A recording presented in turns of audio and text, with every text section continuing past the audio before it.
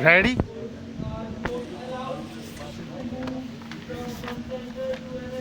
Start. महोदय, मुझे यहाँ आने की खुशी है क्योंकि मैं हमेशा भारत के सांस्कृतिक संबंध बढ़ाने का इच्छुक रहा हूँ और केवल आसपास के पूर्व और पश्चिम के देशों तक ही नहीं बल्कि इनके बाहर के इस विशाल संसार भर में भी। यह केवल सांस्कृतिक संबंध चाहने या उन्हें अच्छा समझने मात्र का ही प्रश्न नहीं है, बल्कि यह परिस्थिति की मांग का प्रश्न है जिसे अगर रोका न गया तो वह और बिगड़ेगी।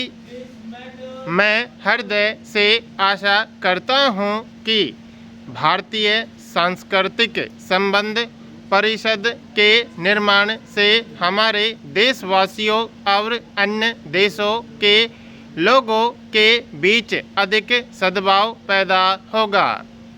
मेरे मन में एक बहुत बड़ी उलझन है और जिसका बहुत साफ तौर से मैं उल्लेख करना चाहूँगा।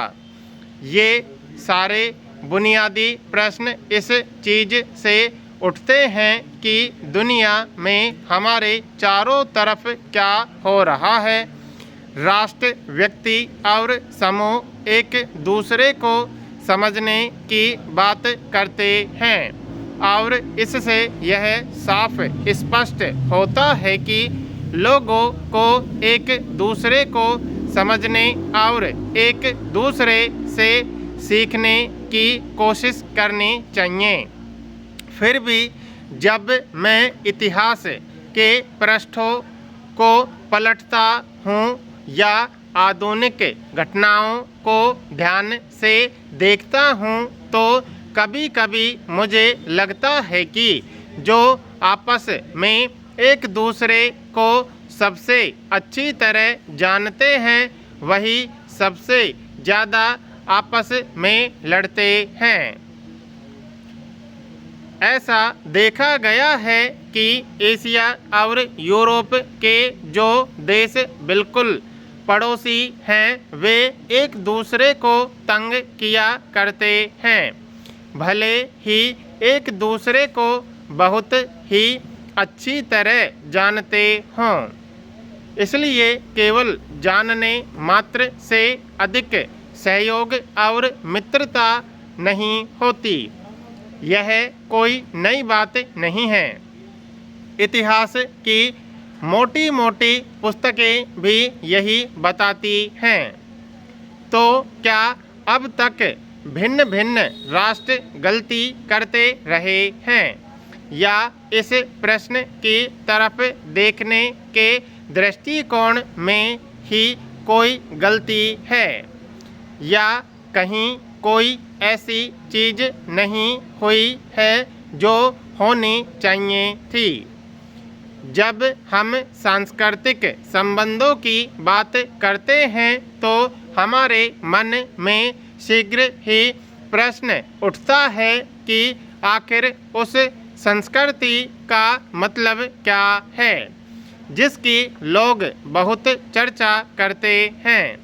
मुझे याद है कि जब मैं नवयुवक था तो मैंने जर्मन कल्चर और इसे जर्मन के लोगों द्वारा विजय और दूसरे तरीकों द्वारा फैलाने के प्रयत्नों के बारे में पढ़ा था।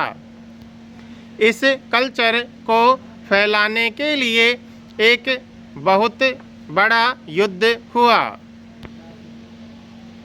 महोदय, हर देश और हर व्यक्ति के संस्कृति के बारे में अपने अपने अलग अलग विचार हैं। जब हम सांस्कृतिक संबंधों की बात करते हैं तो यहाँ ठीक है कि सिद्धांत रूप में यह बहुत भली लगती है, लेकिन वास्तव में ऐसा होता है कि यही अपने विचार एक दूसरे से टकराते हैं और उससे मित्रता होने की बजाय खिंचाव पैदा होता है। तो बुनियादी प्रश्न है कि संस्कृति क्या है। मैं निश्चय ही इसकी कोई उचित परिभाषा नहीं बता सकता, क्योंकि मुझे अभी तक ऐसी परिभाषा मिली ही नहीं है। हर एक यह देख सकता है कि हर राष्ट्र और हर सभ्यता ने अपनी अलग अलग संस्कृति का विकास किया, जिसकी जड़ें हजारों वर्ष पहले की पीढ़ियाँ थी। यही दिखाई देगा कि जिस विचार ने किसी सभ्यता को अपनी लंबी यात्रा पर चलने के लिए आरंभ में प्रेरणा दी, उसने राष्ट्रों को बहुत कुछ प्रभावित किया या ढाला। इस चीज़ या संकल्पना पर दूसरी संकल्पनाओं का प्रभाव पड़ा है और विभिन्न संकल्पनाओं की आपस में क्रिया और प्रतिक्रिया होती दिखाई देती है।